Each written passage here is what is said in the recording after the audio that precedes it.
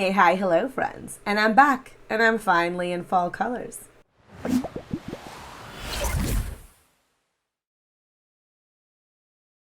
Hello, friends. How is everybody doing? I've gotten out all of my sweaters now, and I am in the mustard and the oranges and the browns. So I'm feeling appropriately fallish. It was a little cool today morning when I woke up, so it inspired me. All of that is to say, none of my life is interesting or relevant to this video. Let's talk about Chantel, shall we? Today I'm going to be reacting to her deleted live from last night. It's her I'm exhausted. No, it's like exhausted let's bees, actually. It's been deleted, so you won't be able to find it on her channel, but just saying, the angel that she is, clipped together all the relevant bits, and then I clipped through her video to talk about, like, just to get together all of the bits of what I want to talk about. It's about 6 minutes, 6.5 minutes, almost 7 minutes, something like that. We'll just go through and we'll talk about it. If you guys don't know what's happening, because Chantel is great at giving people whiplash, her and Nader had a fight last night, I'm assuming, because she went through her Instagram. She deleted all of the mentions that she had there of Nader, and then she went through again, and then she added like a little message, like a screen grab from a text conversation that she was having with him, where he'd said, you know, no one will accept you. And then underneath it, she said, oh, so done, for the 4 billionth time. This morning, however, she had deleted this particular video where she does rag on him a little bit. And then she puts up a video talking about how they're going to go look at apartments. As one does in a healthy relationship. You go through, you know, one day to the next, deleting everything, and then like going apartment hunting the next day. That's a healthy, stable relationship. Anyway. We're going to look at the video from last night. This is once more thanks to Just Saying. Please check out her channel. She's always linked down below in my descriptions because I get a lot of my video information, even if it's not directly like her videos that I'm clipping down. I get a lot of my information from her because she tends to have everything up to date in like a more concise manner. So please do watch it. Very worth it. She's great. When I don't have any cannabis products all day, I'm very bitchy by the end of the day. Like, and I just want to get home. I'm driving and I'm going like the speed limit and I'm like, Lucy, and it just felt like I was going 50. I was going like 110 on the highway, now it's 110. Used to be 100, they upped it. I don't know if I'm depressed. I think I'm depressed because I'm exhausted. Also had Cannabis is not generally something that's recommended for like mood stabilization, which is essentially what she's taking it for. She's using it to kind of help her control her emotions, you know, like numb a lot of the edge off of like her irritation and whatnot. Some people have disorders in which it's difficult to control their emotions. I have anxiety, you guys know this. And so a lot of times, like, I get very, very anxious, and medication can be a part of some people's care, right? Like just part of self-care, how to essentially take care of your emotional state, of your mental health in such a manner that you're not like lashing out at other people. That's not what Chantel uses it for. You guys have seen the way that she gets when she takes drugs. She is blasted, like out of her mind, like half the time.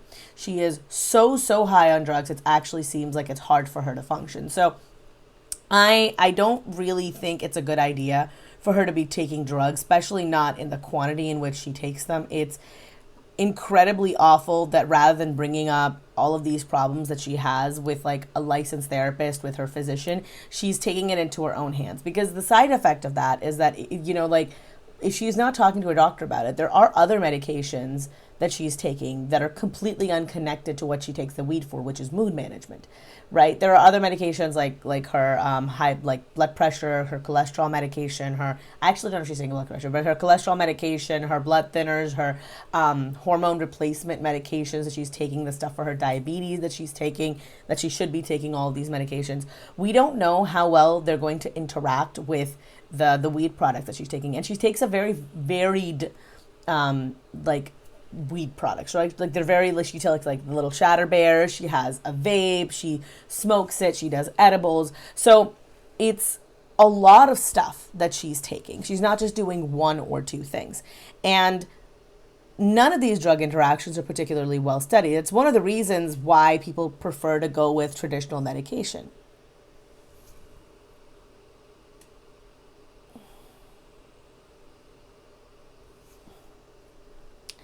All in all, I'm not entirely sure that Chantel understands what she's doing. I'm not entirely sure that Chantel has any real comprehension of her actions. I'm not entirely sure that Chantel understands the dosages that she should be taking when it comes to medication like this. And I worry that some side effect is going to be that she's going to end up taking this stuff without realizing that it's going to have a negative impact on her, like a little bit down the line. Like it's going to delay the, what am I trying to express? I'm trying to say that she might have an adverse drug reaction that she's not aware of because she's not a medical professional and she doesn't take anything in the advised proportions. And it's going to result in her doing something dangerous that's going to have a negative impact on other people, potentially like driving is the one that I'm thinking of, really. Sorry if I sound a little bit distracted. An emotionally draining day. You probably all know what happened anyway.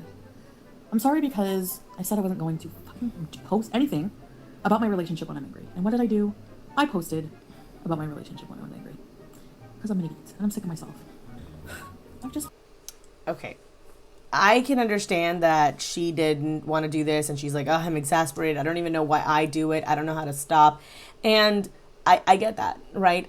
There's things that I do that I wish I understood why I behave the way that I do. There's certain like negative aspects of my own personality that I've been trying to quote unquote iron out as it were.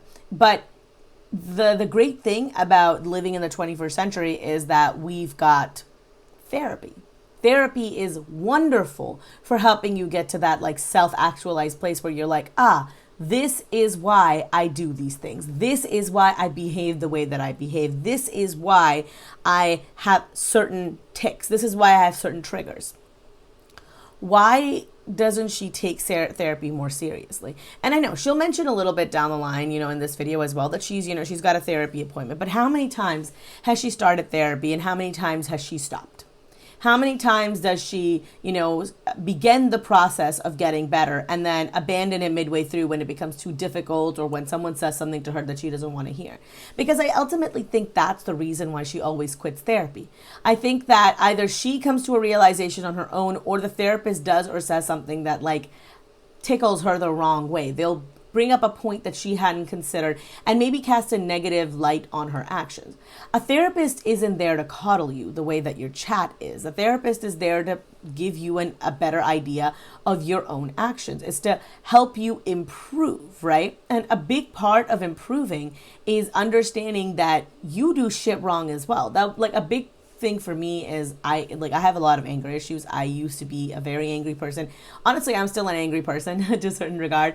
I'm just better at managing my anger now into more like healthy, productive avenues. And so it was the first part for me was understanding and realizing that I have an anger problem. It's not everybody else. It's not that everyone else is irritating or that they're being unreasonable or that they're being unnecessarily stubborn.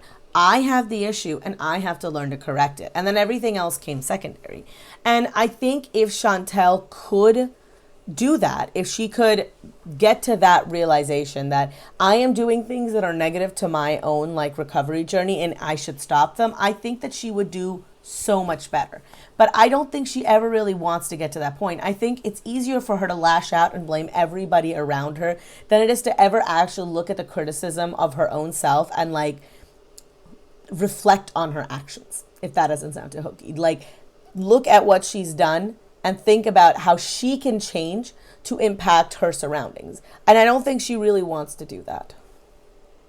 I had like such like an mentally exhausting past 2 days. I wish I could tell you everything. I'm so happy I'm going to therapy on the 28th because I need some fucking insight from a professional. I need to just unload everything I'm going through, everything in detail. And I'm gonna say that too. I just need you to listen because I'm on the verge of fucking mental breakdown. And I don't know. Okay, I want to just ping something here really fast. Chantel has said this before, that she's had a very mentally exhausting few days. You know, she's like, you guys don't know, I'm going through so much right now. And I know that her grandmother has passed away, but she has said herself that she's compartmentalized that away. Her family and her aren't exactly on speaking terms right now. You know, they're not interacting a lot in any case, especially because I think that the toll of Chantel's grandmother's passing was a lot more apparent, on other people in her family, and I don't think they have time for Chantel's nonsense, quite frankly. You know, she doesn't exactly have any friends, and Pete's mostly stays in his room. So what's left in her life that could potentially be draining and exhausting? It's easy. I think that is not her. It's him. And I don't think she is willing to I don't think that she's willing to recognize that. I don't think that she's willing to understand that. I don't think that she's willing to admit that to us, that he is the source of a lot of her problems and frustrations, because admitting that would mean that we would win, that means that French Fried Girl is right, and she would rather die than ever have somebody else be right about her problems. God forbid that anyone else be able to provide her with insight or help her or just provide her with the solution that she herself didn't derive. Provide her with a solution that has difficulty, because leaving Nader would be hard. She's made an emotional investment in him for all that none of us think she should have done so. My grandma dying, my aunt coming, the long drive with her last night, then the long drives today, and then I was arguing with Nader, and just like, oh my god, and then like, I just feel fed up, and I just wanted to talk about it, like, just had a really I'm just overwhelmed with everything in my life right now. I mean, but what is happening in her life that's overwhelming? She did the long drive, but she said several times that she actually really likes driving. That's the reason that she gives whenever people ask her why she's driving so far out of town to go to, you know, Montreal and Toronto. So why was the drive to pick up her aunt so exhausting? And yeah, I mean, yeah, picking up your aunt, maybe you had some conversations with her that were difficult, but that's not what she mentioned. She didn't say there was a confrontation. She just said her aunt being here is hard for her. I thought she got along with this aunt. So why exactly are they having such a hard time right now? And then the second part of that would be, you know, if it's just her aunt coming that's causing her the friction, if it's just the idea of more family being here, well, what is it about your interactions with your family that make you think that even though you haven't had a conversation with your aunt, that's what's causing you the stress? Because, I mean, the way that I'm looking at it, like, I might be missing something here, and I know her grandmother died, and I know that can be very hard, but she isn't processing her grandmother's death. She isn't thinking about her grandmother's death. She's ignoring it as much as she can. So I look at this and I think to myself, well, which part of her life is she feeling overwhelmed by? She's pushed everything else out of her life. Everybody else she's pushed out of her life. The only thing that's left over right now is Nader. So she's feeling overwhelmed. It has to be him. And what emotions are you absorbing from him that are causing you to be upset? What emotions and what things are you, that expectations that he's put on you that are causing you to feel overwhelmed? Because it has to be something.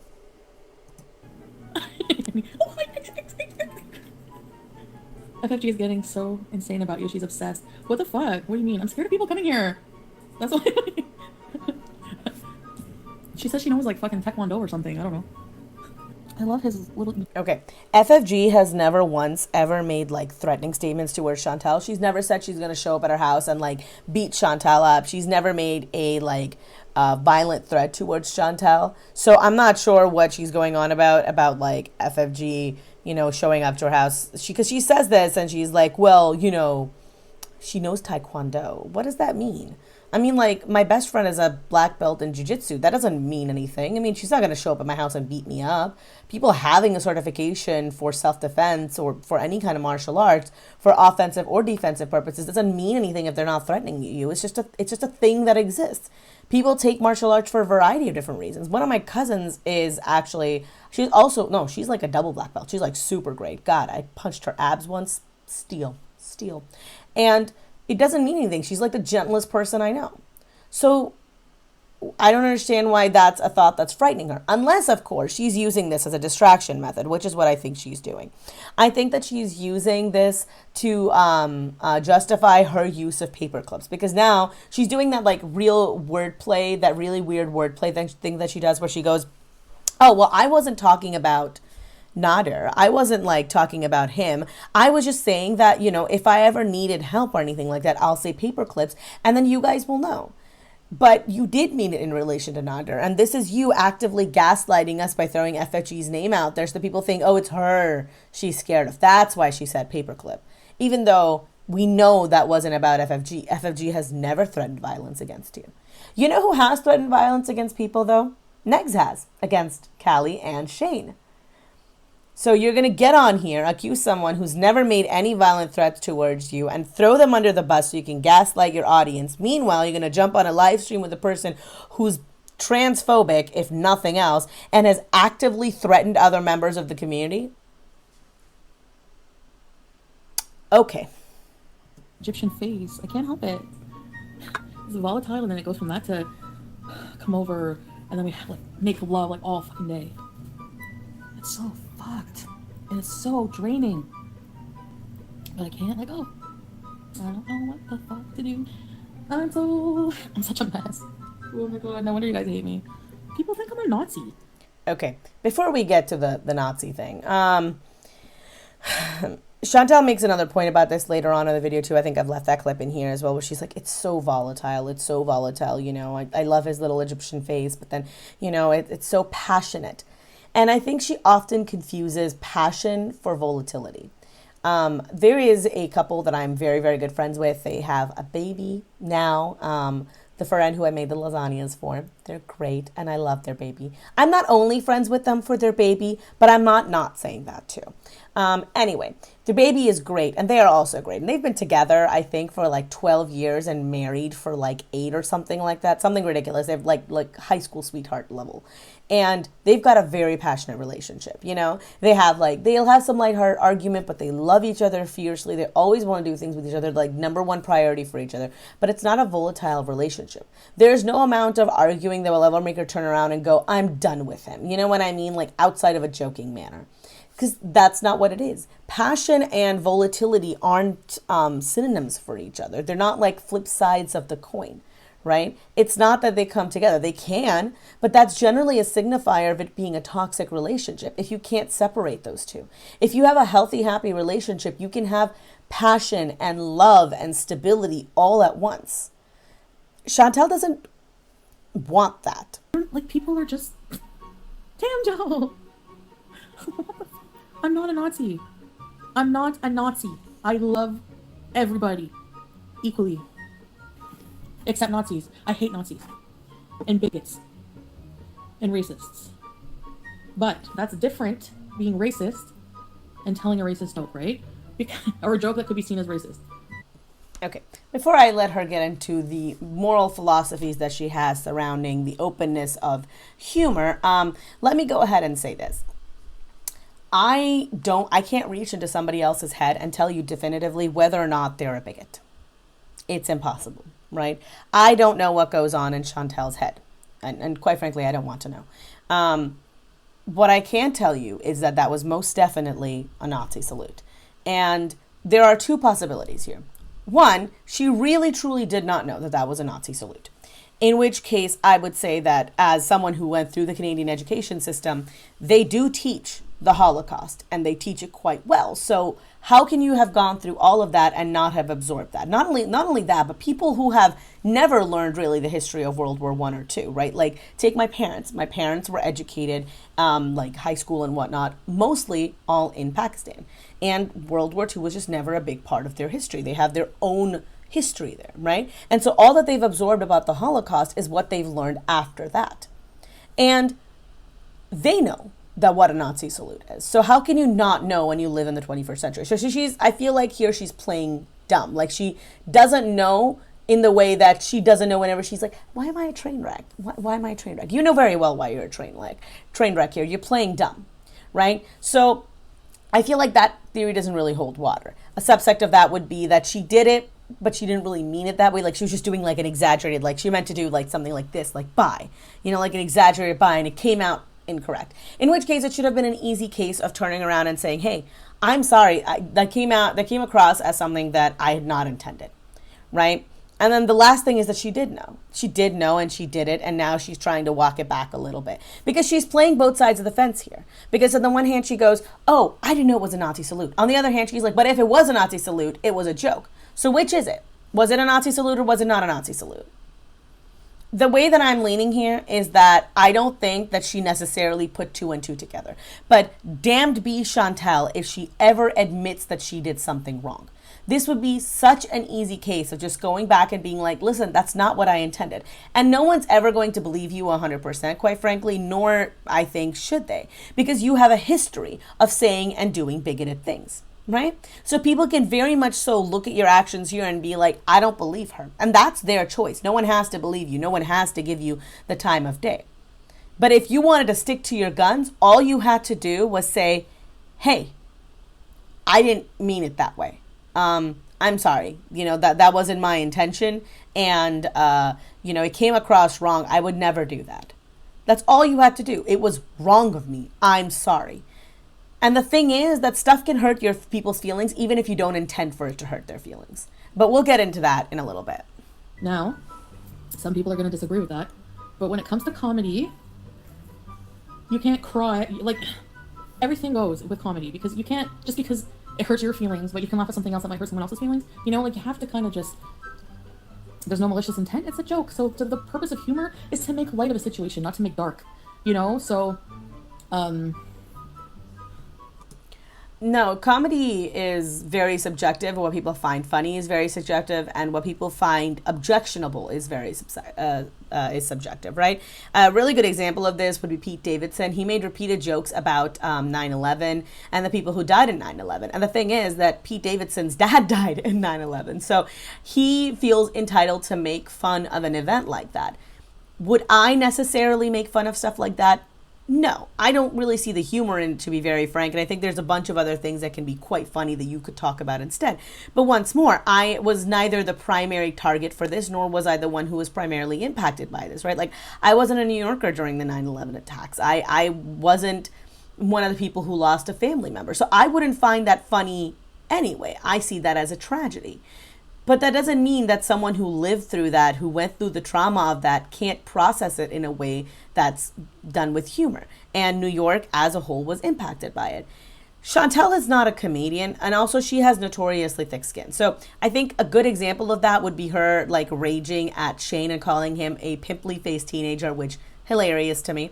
When she talked about him, because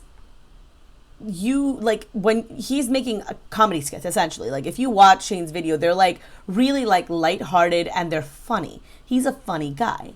Chantel doesn't see the humor in that. She doesn't have to see the humor in that, but she also thinks that it's wrong that he's doing that. It's cyberbullying. Well, if what Shane is doing is cyberbullying to you, then what you are doing is anti-Semitic towards Jewish people.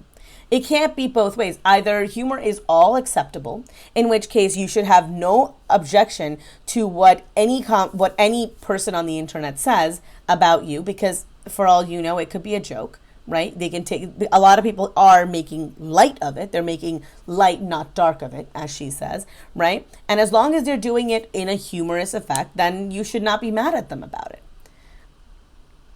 Or it's wrong and they're purposely going out of their way to hurt someone's feelings, and she's implied that that's what they're doing, right? She doesn't know for a fact, but if they're hurting her feelings, they should stop, in which case you did something that hurt people's feelings and you should also stop. But it's not rules for thee but not for me, you know? Either both of them are wrong or neither one of them are wrong, because Chantel's no more a comedian than Shane is.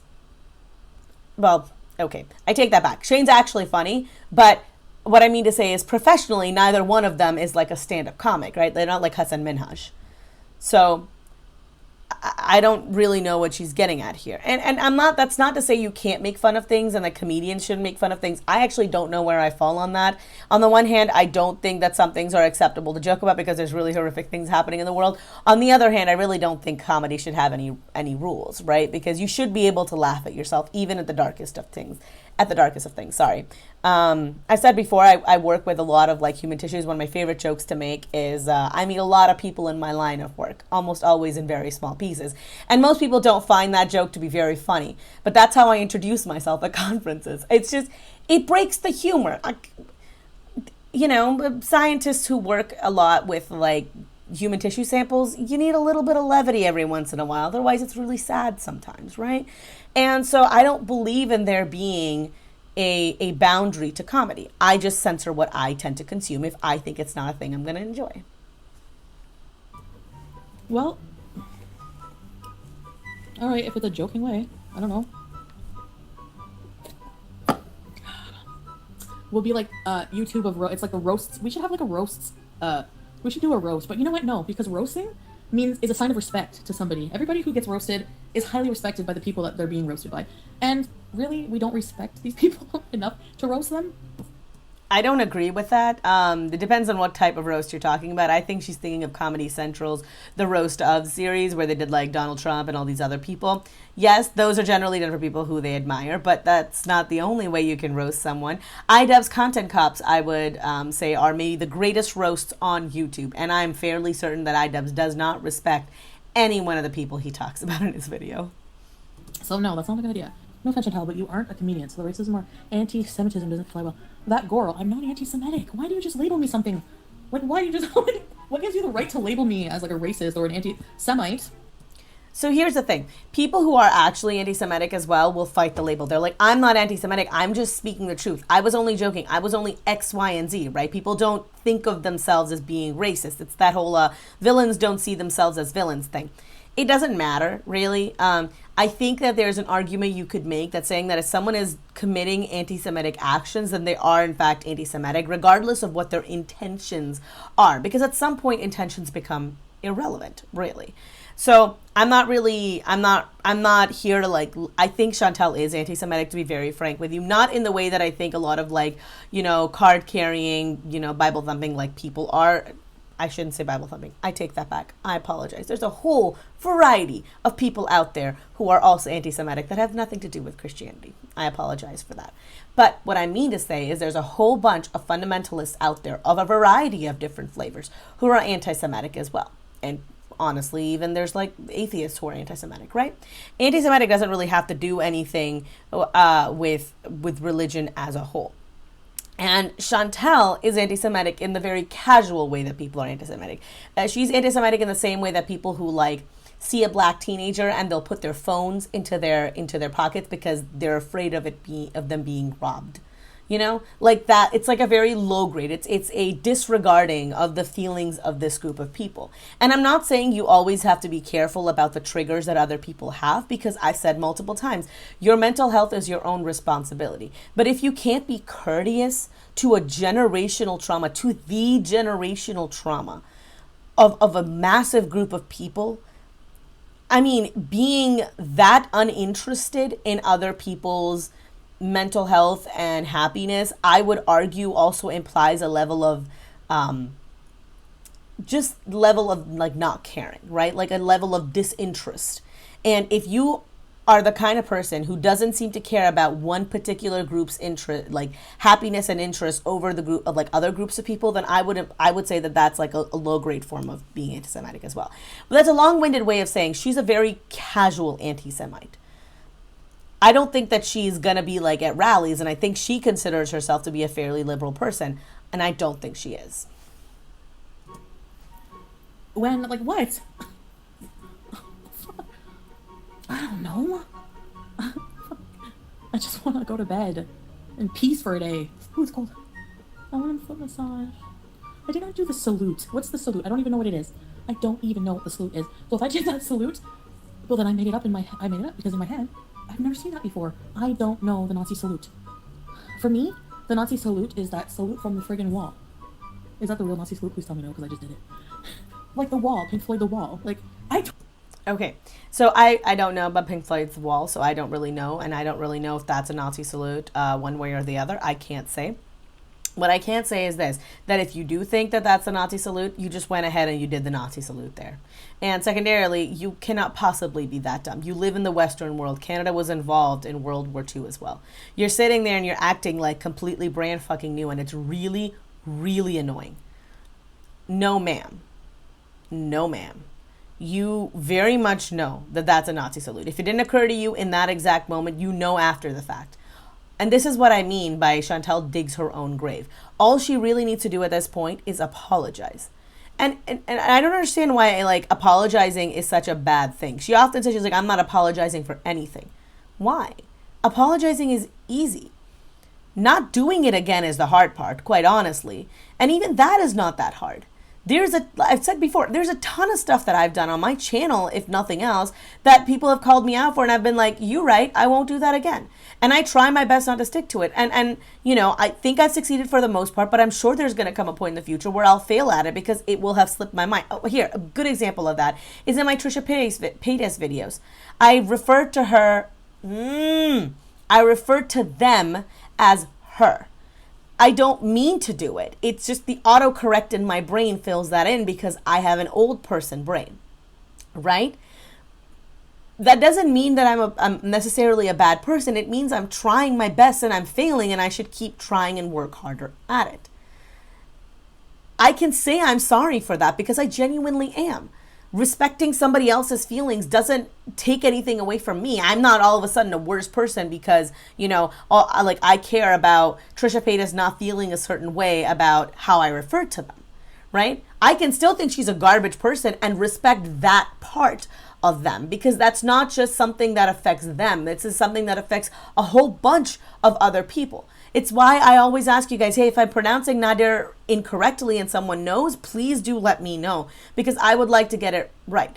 I don't care about this Nadir, but there's a bunch of people in the world who are named the same thing and they don't deserve to be disrespected like that. You know? It's not that hard. An apology is not that hard. Changing a small aspect of your behavior, especially when it has so little impact on your day-to-day life, it's not that hard. Honestly, something like veganism is much harder, something that would have a much greater impact on the world. It's much harder. That's why I don't do it in one leap. That's why I'm making small changes, you know? Oh no. I swear. No, yeah, I don't know what a Nazi salute is. Can somebody just describe it, please? Go back and watch your old videos. Not just for this reason, but for a variety of reasons, but go back and watch your old video. That's a Nazi salute. It doesn't matter if that's not what you meant it by. That was still the Nazi salute. Nobody's described it yet. The internet is a thing. I don't need to be here informing you. If you guys haven't watched Bo Burnham's Inside, he does his entire song about that's the way the world works, and there's a line in there that has Sako say something like, just please don't put the burden of responsibility on educating you on me because it's incredibly exhausting. And that's how I feel when a lot of times people will be like, well, why don't you explain it to me? You know, if you care so much about this, why don't you explain it to me? I don't have to. It is not my responsibility to educate you. That should have been the U.S. education system. And if they failed you, public libraries are still an available resource. It's exhausting to put it onto other people to teach you something when you are very much capable of learning it yourself. We do not live in feudal times. You have access to a library. You know how to read. The internet is free. You know, Wikipedia is free. You could look up and learn about any one of these things. You just want me to explain it to you so that you can argue me down. And I'm not here for that. It is not my job, quite frankly. If someone chooses to do that for you, by the way, it's kind of them, but it is a kindness. You're not owed that, which is why I find this so irritating. And she does this all the time with a lot of different things. She'll just go back and she'll be like, well, why don't you guys tell me? Why don't you do this for me? Why don't you tell me about this? How do I fix this? Bitch, that's on you. Those are your problems. Why are they my problems? I'm here to be entertained. I'm not here to be your second grade teacher. Sorry, but apologize for what? No. It doesn't matter if you inadvertently hurt someone's feelings. If you hurt somebody's feelings, the best way to resolve an issue is to approach with, I'm sorry. You don't have to be sorry for your actions. Hell, the funniest thing to me is when people are like, well, I didn't do anything wrong in here, so I don't see the need to apologize. It's not about you. If you hurt somebody's feelings, even if it was inadvertently, leading with, hey, I'm sorry that that happened, goes a long way towards resolving a conflict. The whole you catch more flies with honey and whatnot. You know, all you have to say is, I'm sorry that you were hurt. And not in the condescending way that people say that I'm sorry when you were hurt, right? Like when you have not done something wrong and it's a circumstance at which that they're upset, even if it's not necessarily your fault, all you have to do is approach it with a little bit of empathy. It can be as simple as, hey, sorry that this happened to you. It doesn't always have to be, this is why I was wrong and you were right. And this is what upsets me here, is she understands this fact. I don't think that she's ignorant of it for a second. She's choosing not to engage with it because that would mean that she would have to say sorry. That would mean that she would have to humble herself a little bit. And there is no situation in which Chantal ever wants to admit that she's ever wrong about anything. She is not like an all-knowing, all-perfect, omniscient being. She is not a god. No one is. Everyone is going to be wrong about something. Everyone has a past. Everyone has shitty things they have to apologize for. And if you think that you don't, then you've got a bad memory. That's just how it is. We're all human beings and we all mess up all of the goddamn time. Saying sorry and humbling yourself isn't the end of the world. And the fact that she can't bring herself to do that is a very toxic trait. I did not do that. Yes, you did. This is not an argument. This is not like me having an argument with you and telling you, that this is like something where you can argue with it one way or the other. You did do the action though, right? Whether you have the sentiment behind it is irrelevant. And that's a pretty offensive. Like if I give the middle finger to somebody and they get upset because, I gave them the middle finger, it's irrelevant whether or not I meant to say fuck you to them. It genuinely is. That's still considered to be an offensive thing to have done. So saying I'm sorry is really not going to hurt her. And it might even raise her opinion and raise the opinions of some people about her. Oh, whatever. Obviously, I'm not a friggin' Nazi. Oh my god. I'm passive. She might not be a Nazi, but she's definitely a bigot and she's casually anti-Semitic. Oh my god. Okay.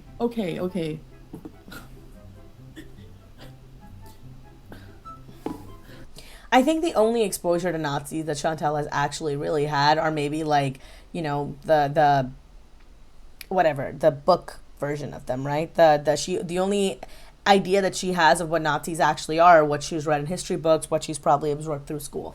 I don't think she has any idea of how Nazis operate in the 21st century because Chantal, with all of her privilege, has probably never had to worry about things like that. Probably never had to consider the likes of them. Don't do drugs, kids. No, don't. You guys actually believe that's stupid? Stupid, she could literally sit there with a stupid ponytail in a dingy fucking room smells like nicotine and dollar store Febreze, and well, better than it says smelling like gangrene from the gangrene you probably have on your feet. Okay? And secondarily, I wouldn't be attacking somebody else's looks, Chantal. Especially not when you worry about cyberbullying so goddamn much. That was a weak insult on my part. I apologize for that. But I don't take it back. Genuinely, the way that she's been eating, I wouldn't be surprised.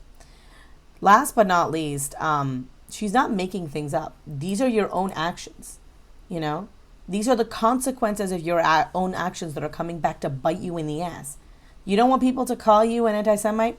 Don't do the Hitler salute on camera.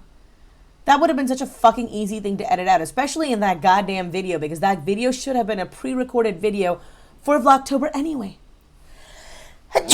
Excuse me. She'll just say anything.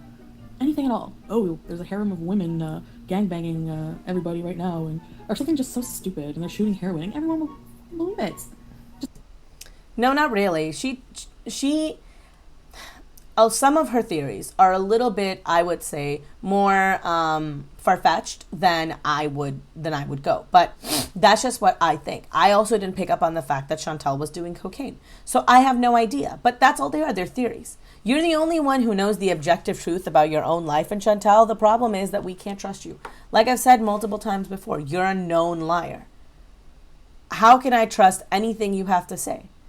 Therefore, if I can't trust anything you have to say, I have to listen to other people's theories about you and try and piece together what I can from reading between the lines. Because I said I tried meth and cocaine and, you know, that's called the slippery slope fallacy. Right? I acted stupid with what? I'm not apologizing for something I didn't. Sorry. I just want to point out she used she's like, that's called the slippery slope fallacy. What slippery slope fallacy is that? It's slippery slope fallacy in this case would be me saying that because she does weed, she probably also does meth and cocaine. It's not a fallacy if you've actually done meth and cocaine. For you, weed came after the fact. It would be a fallacy if you said that, if you implied that just because you use weed, that someone, you know, smokes marijuana or whatever, or has edibles every once in a while, that they're going to become addicted to hardcore drugs. In your case, you are addicted to hardcore drugs. So what fallacy exactly is there in your specific situation? Just because you looked up a term doesn't mean you actually understand how it implies here. Like, I don't think you have any idea what the slippery slope fallacy actually means, other than might be something that someone told her in the comments. Because I don't think she's going through like philosophy books or looking up philosophical concepts online so she can refute what people are saying about her. Dude, there's no fucking way in hell. I'll have 2 subscribers left before I friggin' apologize for something I didn't do. But you did do it. That's the problem. The problem is you did do it. The only thing now is whether or not you actually meant to offend Jewish people. And honestly, that's irrelevant because you did do it and you did hurt Jewish people. Your intentions here don't matter. That's why when there was a little while ago when I mentioned something along like, I don't care why she does something. Her intentions at some point become irrelevant in the face of the actual damage that she has caused. Just because your feelings are hurt. No. Okay, how old are you people? Like, please tell me you're not older than 18. There's no way. There's no way some of you are older than 18. I'm sorry, but just...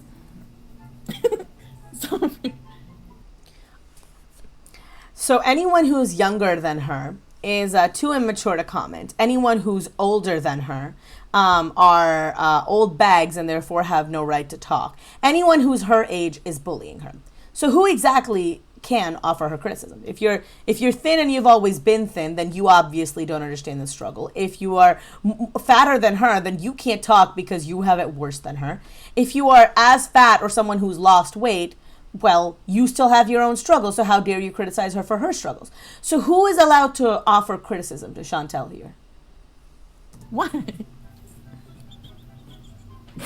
Actually. And by the way, no. The audience that consumes this content is like 24 and up for the most part, because we get like those YouTube statistics, right? And I've taken a look at it, and most of the people who are watching my videos, I'm assuming, are also people who consume her content, and they are mostly all over that age. I don't think she's particularly hip with the youth, or whatever it is they call it. I don't know. I'll ask my sister. She'll know. You're probably my age, and you have my maturity level. I'm immature too. But no, I don't know. I don't get the troll. I don't troll people. Yeah, you do. You troll people all the fucking time. Are you joking right now? When you lay crumbs out there, when you're sitting there in your uncle's home saying that if you guys don't give me money, then I'll be more homeless. It doesn't matter if you genuinely believe that. That's still trolling people, because you are now trying to draw an emotional reaction out of them to get something for yourself. In this case, money. Trolls do it because they think it's funny. She is an internet troll when she wants to be, you know? So I feel like trolls are younger, but there are adult trolls. Why do you guys fight so much? Because it's like our personalities are like because I don't like being like controlled, and I'm a controlling person as well. So see, she says, I don't like being controlled, which implies that he is trying to control her, and that I'm a controlling person, which she's saying she's trying to exert some amount of control over him, and he doesn't like that. So this seems like a toxic relationship, honestly. Once more, I come back to that. And I think that she's doing that thing where she puts a curtain over his flaws, right? She very much so says that, well, it's all me, you know. I don't like being controlled, and that's my fault. And, you know, I'm very controlling, and that's also my fault. Not realizing that, well, if you're being controlled, that's because he's being controlling. And given the fact that he seems to be a lot more domineering than you tend to be, at least when it comes to him. You are with us, but we're not real, right? And so you tend to be a lot more, shall we say, submissive, when you are with him. And if he's still getting irritated with you because he can't domineer you enough, well, then that seems like a him problem. But you're not willing to admit that. That would mean that other people were right about his personality and that he is a toxic garbage person. And you are nothing if not a 14-year-old child at heart saying fuck you to authority because you can. And it's very passionate, but it's also volatile.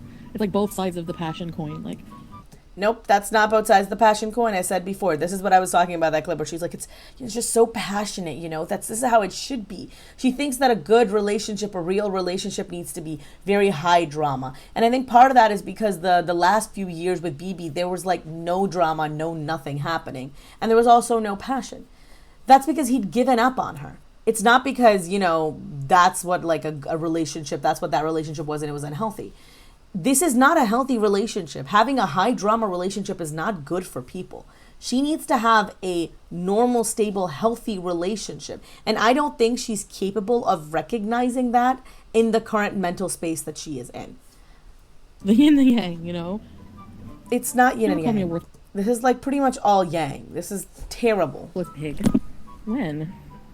No, he said, I don't know. I feel, okay. No. The mean things are not mean. I don't feel like they're said meanly. I feel like they're said out of love. I know that sounds weird, but like, I call my cats losers and idiots because I love them. I can't explain it. Your cats are not capable of higher cognitive processes. They don't realize that when you call them beezers and losers and chubby and whatever you want to call them, you call them lardo, you know? You call them a stinky motherfucker. They're cats. They don't know what that means. So she ends it by saying that, well, you know, he says a lot of mean things to me, but he doesn't really mean anything by it. He's just saying it out of love. I call my sister Apache McOne-Eye out of love, and because I think it's funny, because there was a time where she didn't know how to clean her contacts correctly and she kept getting like tiny little eye ulcers, and I thought it was hella funny because she had to wear an eye patch for a week. So that's what I call her. I do that out of love. I don't like pick on her insecurities in particular and then like dig in on them. Chantel is sensitive about her weight. She's made that abundantly clear, if not overtly, then at least subtly. So he's aware of the fact that she is not exactly comfortable with her weight. And for him to go in and to dig into those insecurities, those are the actions of someone who wants to cause you pain, right? For all that you say that everyone on the internet is doing that, the fact that you don't recognize this man doing the same to you is actually quite disheartening. So I'm not entirely sure what it is that he could say to you that would convince you that he's doing it out of love. It's irrelevant what he says. What he is doing is terrible. And what he is doing is hurting you using words. That is emotional abuse. And the fact that you seem to be placing all of that burden on yourself is, well, it's sad to say the least. Anyway, that will be it for my video. Sorry there were like a little bit more cuts in this video. I had some technical issues. My camera filled up a little bit. I had to sneeze at one point. And you know, sneezing is a thing that happens to people. So, sorry. Anyway, long-winded way of saying, hey, if you like this video, please give me a thumbs up or give me a thumbs down. Either is okay. You know, whatever. I don't mind. Leave me a comment down below if you want me to know something other than the fact that I spelled llama incorrectly. I already know and I will not go through and fix it. I don't know how to spell anything. That's like how I lost the most amount of marks when I was doing chemistry, especially like organic chemistry, because I can't fucking spell anything. No one should expect that of me. It's the 21st century. We have spell check. Anyway, I can't spell. Don't leave me that comment. Last but not least, I have all my social medias linked down below. I've got Instagram, Twitter, and I've got Patreon. Think of Patreon as the tip jar for the internet. You guys like the job that I'm doing here and you want me to continue doing it and you want to toss a few coins in my direction, maybe imagining you throwing coins at me while I dance unappealingly on stage, that would be fine with me. You know, I'm okay with that. Consider doing it on Patreon. It is very helpful to my channel. Once more, I've got some sound equipment now. I've said before, I'm still working on it. I actually did a test run for it earlier today and it went very poorly. I don't know what I'm doing wrong. My partner is helping me with it. He is. But, you know, it takes a while and we both have jobs. So, and I want to say thank you to my $25 patrons. Thank you to Oceana Songs and to D. Higgins. Thank you guys so much. Your support means the world to me, not just them, but like everyone, especially all of my patrons. Like, your support means so much to me. You guys have no idea. And as always, I'm Jasmine, the sequel, and I am not relatable. Peace. A special thank you to my patrons, Acrophobe, Ariel M, Christina, Courtney EP, Dane TB, Jam Beans, Sidra Z, Colleen L, Debbie Elliott, Just a Jude, Kate O, and a special thank you to my $25 patrons, D Higgins and Oceana Song.